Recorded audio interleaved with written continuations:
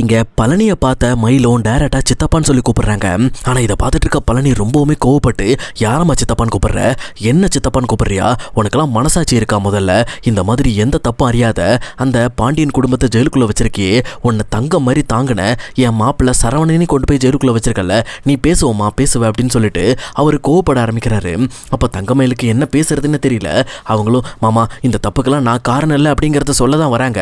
ஆனா பாக்கியம் குறுக்க வந்து, என்னையா ஓவரா பிரச்சனை பண்ணிட்டு இருக்க, உன்னையே வந்து அந்த வீட்டை விட்டு வெளியில துரத்தினவங்க தானே, இப்போ என்னமோ அந்த குடும்பத்துக்காக ரொம்ப பறிஞ்சு பேசிட்டு இருக்க, என்ன நல்லவனா மாறிட்டியா அப்படின்ற மாதிரி கேட்குறாங்க. அப்போ இதை பார்த்துட்டு பழனியும், நீங்களாம் நல்லாவே இருக்க மாட்டீங்க, என் மாமா குடும்பத்தை இப்படி கஷ்டப்படுத்துறதுக்கு நீங்களாம் ரொம்பவே கஷ்டப்படுவீங்க, அதுவும் என் மாப்பிள்ளை மேலே போட்ட பொய் கேஸ்க்காக நீங்களே ஜெயிலுக்குள்ள போவீங்க அப்படின்ற மாதிரி இங்க இவர் ஒரு பக்கம் சண்டையை பெருசாக்கிட்டு இருக்காரு. அப்போ இதை பார்த்துட்டு இருக்க அரசி ராஜின்னு சொல்லி எல்லாருமே இந்த பக்கம் பழனியை விலைக்கு பிடிக்கிறாங்க. பிடிச்சு இந்த பக்கம் பிரிச்சும் கூட்டிட்டு போறாங்க. கூட்டிட்டு போயிட்டு கொஞ்ச நேரம் சும்மா இருங்க அப்படின்னு சொல்லி அவங்கள கொஞ்சம் அமைதிப்படுத்துறாங்க. அதுக்கப்புறம் இங்க கோர்ட்ல கேஸும் ஸ்டார்ட் ஆக ஆரம்பிக்குது. அப்போ இந்த மாதிரி இவங்க எல்லாரும் உள்ள போறதுக்காக தயாராகி போயிட்டாங்க. ஆனா இன்னொரு பக்கம் சக்திவேல் முத்துவேல் மட்டும் வெளியில வந்து இந்த கேஸ்ல நம்ம எப்படியாவது ஜெயிச்சாகணும் அப்படின்னு சொல்லி பேசிக்கிட்டு இருக்காங்க. அப்ப அந்த இடத்துக்கு தங்கமயிலோட அம்மாவும் அதே நேரம் அவங்க அப்பாவும் வராங்க.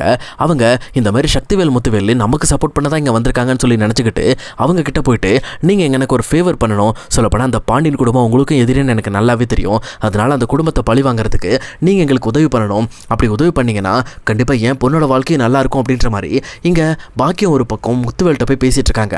அப்ப இதை கேட்டுட்டு இருக்க சக்திக்கு கோபம் வரதான் செய்யுது.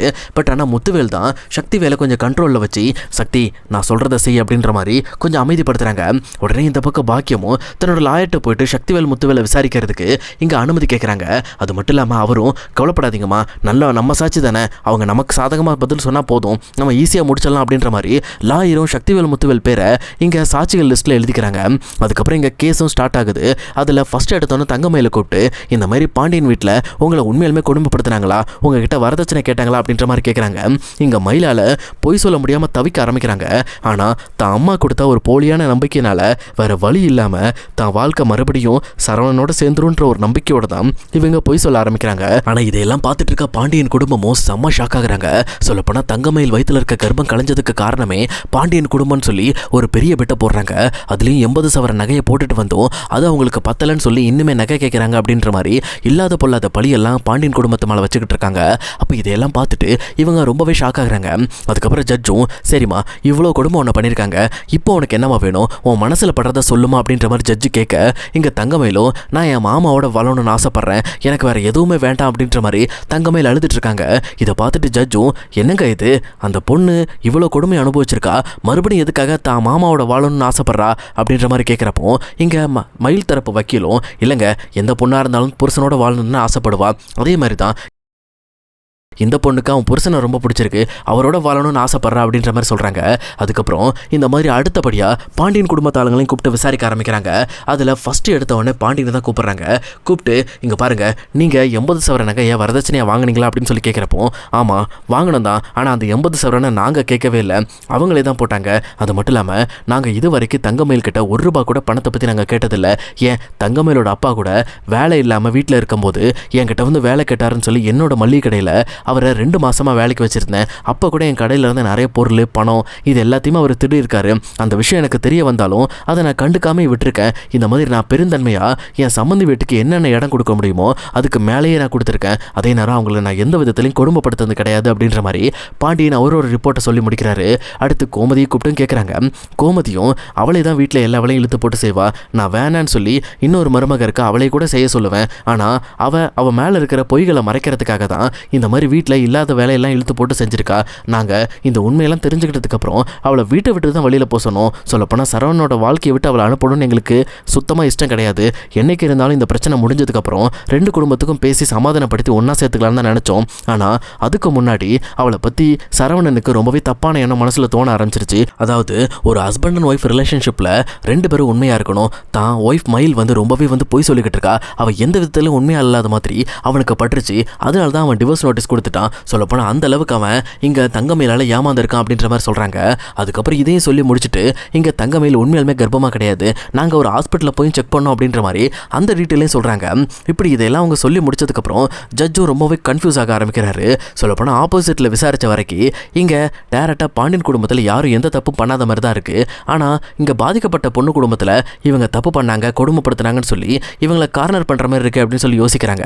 அதுக்கப்புறம் தங்கமயிலோட வக்கீலை பார்த்து உங்கள் சைடு விசாரிக்கிறதுக்கு வேறு ஏதாவது சாட்சிகள் இருக்கா அப்படின்ற மாதிரி கேட்குறாங்க. அதுக்கப்புறம் அவங்களும் இங்கே ஃபஸ்ட்டு எடுத்த உடனே முத்துவேலை தான் கூப்பிட்றாங்க. அப்போ முத்துவேலை ஆப்போசிட் சைடில் வந்து நிற்கிறத பார்த்துட்டு இவங்களுக்கு செம்ம ஷாக் ஆகுது. என்ன இது, தான் அண்ணனுங்க மறுபடியும் தன்னை பழி வாங்க போகிறானுங்களா அப்படின்ற மாதிரி அவங்க பயந்துகிட்டு இருக்காங்க. ஆனால் அங்கே வந்த முத்துவேலும் இங்கே பாருங்கள், நான் இந்த பாண்டியன் குடும்பத்தை பற்றி சொல்லணும்னா பாண்டியன் மாதிரி ஒரு நல்லவனை யாராலையும் பார்க்க முடியாது. சொல்லப்போனால் அவன் குடும்பத்தில் இருக்க பொண்ணுங்களை தங்கமாக பார்த்துக்குவான். ஏன் என்னோட சொந்த பொண்ணை கூட பாண்டியனோட பையனுக்கு தான் நான் கல்யாணம் பண்ணி கொடுத்துருக்கேன். அவன் நல்ல விதமாக பார்த்துக்கிட்டு இருக்கான். சொல்லப்போனால் அவனை மாதிரி பொண்ணுங்களை பார்த்துக்கிறதுல வேறு யாராலையும் முடியாது. ஏன்னா அவன் ரொம்பவே நல்லவன், அவன் குடும்பமும் நல்லது அப்படின்ற மாதிரி இங்கே முத்துவேல் சொல்கிறாரு. இதை கேட்ட ஜட்ஜும் பாண்டியன் குடும்பத்துக்கு ஆப்போசிட் சைடில் இருந்து சப்போர்ட் இருக்குது அப்படிங்கிறதையும் புரிஞ்சுக்கிறாங்க. அதுக்கப்புறம் சக்திவேலும் வந்து இந்த மாதிரி பாண்டியன் குடும்பத்துக்கு எங்களுக்கும் சண்டை இருக்குதான், பட் ஆனால் நாங்கள் இந்த மாதிரி இவ்வளோ மோசமான விஷயங்களை பாண்டியன் பண்ணுவான் நாங்களே நம்ப மாட்டோம். ஏன்னா அவனுக்கும் எங்களுக்கும் இருக்கிறது வேறு விதமான சண்டை. ஆனால் அந்த விஷயத்தில் லேடிஸ் ஹெல்த்து அவன் எப்போவுமே வந்து எகெயின்ஸ்டாக பண்ணது கிடையாது அப்படின்ற மாதிரி இங்கே இவர் ஒரு பக்கம் பாண்டியன் குடும்பத்துக்கு ஆதரவாக பதில் சொல்லிட்டு இருக்காரு. அப்போ இதையெல்லாம் பார்த்துட்டு இருக்க பாக்கியத்தோட அப்பாவுக்கும் செம்ம ஷாக் ஆகுது. இவங்க நமக்கு சாதகமாக சாட்சி சொல்கிறேன்னு சொல்லிட்டு அந்த குடும்பத்துக்கு சாதகமாக சாட்சி சொல்லிட்டு இருக்காங்களேன்னு சொல்லிட்டு கடுப்பாகிறாங்க. அப்போது இதை கவனிச்சிட்டு இருக்க ஜட்ஜும் அப்போனா இப்போ விசாரித்து பார்த்த வரைக்கும் தெரிகிறது பாண்டியன் குடும்பத்து மேலே எந்த ஒரு தப்பும் இல்லை, அவங்க கண்டிப்பாக எந்த ஒரு துரோகமும் இந்த மயிலுக்கு பண்ணியிருக்க மாட்டாங்க. அதனால் முதல்ல இந்த கேஸில் அவங்கள நான் விடுதலை பண்ணுறேன். அது மட்டும் இல்லாமல் இந்த கேஸை மேற்கொண்டு விசாரிக்கிறதுக்கு நான் ஹையர் பண்ணுறேன். முதல்ல இந்த தங்கமயில் சொன்ன மாதிரி அவங்க கர்ப்பமாக இருந்தாங்களா, அவங்களுக்கு கர்ப்பம் கலைஞ்சிருந்துச்சா, அதுக்கு காரணம் இவங்க தானே அப்படிங்கிறத போலீஸ் டீம் விசாரித்து அடுத்த மாதம் 14ஆம் தேதி இந்த கேஸை மறுபடியும் கோர்ட்டுக்கு கொண்டு வாங்க. அப்போ இதுக்கான ஃபைனல் தீர்ப்பை நம்ம கொடுத்துருப்போம் அப்படின்ற மாதிரி இங்கே ஜட்ஜும் சொல்லிடுறாரு. அவர் சொன்னதுக்கப்புறம் இங்கே அப்பா இப்போதைக்கு நம்ம தப்பிச்சிட்டோம் அப்படின்ற மாதிரி இங்கே எல்லாருக்குமே ஒரு ஃபீல் இருக்க தான் செய்யுது. பட் ஆனால் இங்கே சரவணன் டேரெக்டாக மயில்கிட்ட வராரு. வந்து அவர் மயிலை பார்த்து இங்கே பாரு மயில், நான் உன்னை என் வாழ்க்கையை விட்டு சுத்தமாக அனுப்பணும்னு நான் நினைக்கவே இல்லை. எனக்கு உன் மேலே இருந்த கோபத்தை வெளிப்படுத்துகிற விதமாக தான் உன்னை கொஞ்ச நாளைக்கு உன் அம்மா அப்பா வீட்டுக்கு அனுப்பி வச்சு அதுக்கப்புறம் நான் பழைய மாதிரி வீட்டுக்கு கூப்பிட்டுக்கலாம்னு நினச்சேன். ஆனால் நீ திரும்ப என் லைஃப்குள்ளே வந்து என்னை டார்ச்சர் பண்ண இனிமேல் என் லைஃபுக்கு நீ தேவையே இல்லை அப்படின்றத நான் முடிவெடுத்துட்டேன். அதுக்கப்புறம் தான் உனக்கு டிவோர்ஸ் நோட்டீஸ் அனுப்பினேன். ஆனால் நீ அதையும் தாண்டி இப்படி என் குடும்பத்தை ஜெயிலுக்குள்ளே தள்ளி கஷ்டப்படுத்துவேன் நான் நினைக்கல. இனிமேல் என் லைஃப்பில் நீ கிடையாது மயில். நான் உன்னை எப்போவுமே என்னோட மனைவியை ஏற்றுக்க மாட்டேன். நான் ஜெயிலுக்குள்ளே போனாலும் சரி கண்டிப்பாக அது நடக்கவே நடக்காது. ஆனால் இது வரைக்கும் இன்னொரு விஷயத்தை பற்றி நான் யோசிச்சதே கிடையாது. உங்கள் அம்மா சாட்சி சொன்னதுக்கப்புறம் தான் அதை பற்றி யோசித்தேன். அதாவது நான் கல்யாணம் பண்ணிக்க போகிறேன், உன்னை டிவோர்ஸ் பண்ணிவிட்டு வேறு கல்யாணம் பண்ணுறதுக்கு தான் இதெல்லாம் பண்ணுறேன்னு சொன்ன பற்றியா, அதை நான் யோசிக்கவே இல்லை. ஆனால் இதுமேல் அதை தான் பண்ண போகிறேன். நான் உன்னை டிவோர்ஸ் பண்ணதுக்கப்புறம் கண்டிப்பாக நான் வேற ஒரு கல்யாணம் பண்ணிக்குவேன். என் லைஃப்க்கு நீ தேவையே இல்லடி அப்படின்ற மாதிரி தங்கமயிலுக்கு சரியான ரிப்ளை கொடுத்துட்டு அங்கேருந்து கிளம்புறாங்க. அதே நேரம் பாக்கியமும் அங்கேருந்து கிளம்புற டைமில் கரெக்டாக அங்கே இருக்க லேடி போலீஸும் பாக்கியத்தை பிடிக்கிறாங்க. இதை பார்த்துட்டு இங்கே வீட்டில் இருக்க எல்லாருக்கும் செம ஷாக்கு, என் தங்கமயிலுக்கே செம ஷாக்கு. அவங்களும் போலீஸ்காரங்க கிட்ட மேடம் எதுக்கு எங்கள் அம்மா அரெஸ்ட் பண்ணுறீங்க அப்படின்ற மாதிரி கேட்குறாங்க. அதுக்கு ஜட்ஜு தான் அவங்க அம்மா மேலே சந்தேகப்படுற மாதிரி நிறைய விஷயங்கள் இருக்குன்னு சொல்லியிருக்காங்க. அதனால் அவங்க அம்மாவை அரெஸ்ட் பண்ணி நாங்கள் அவங்கள தனியாக வச்சு விசாரிக்க போகிறோம். விசாரித்ததுக்கு அப்புறம் தான் இந்த கேஸில் எங்களால் நிறைய லீடு எடுக்க முடியும் அப்படின்னு சொல்லிட்டு இங்கே தங்கமயிலோட அம்மா பாக்கியத்தை போலீஸ்காரங்க அரெஸ்ட் பண்ணி கூட்டிகிட்டு போகிறாங்க. அதே நேரம் இன்னொரு பக்கம் பாண்டியன் குடும்பம் மொத்தமும் ரிலீஸ் ஆகி வெளியில் வராங்க.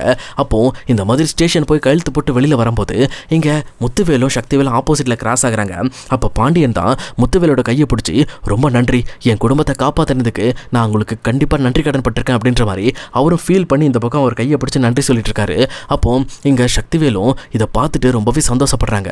முத்துவேல் தான் தங்கச்சி பக்கத்தில் கோமதி நின்று அழுதுட்டு இருக்காங்க அப்படிங்கிறதையும் கவனிக்கிறாங்க.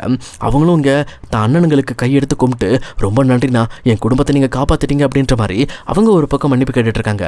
அப்போ கோமதியை கட்டி பிடிச்சி இங்கே தான் அண்ணனும் கவலைப்படாத எல்லாமே சரியாயிடும் அப்படின்னு சொல்லிட்டு ஆறுதல் சொல்லிட்டு அங்கேருந்து கிளம்புறாங்க. அப்படி அவங்க கிளம்பி போனதுக்கப்புறம் பாண்டியன் குடும்பமும் வீட்டுக்கு வராங்க.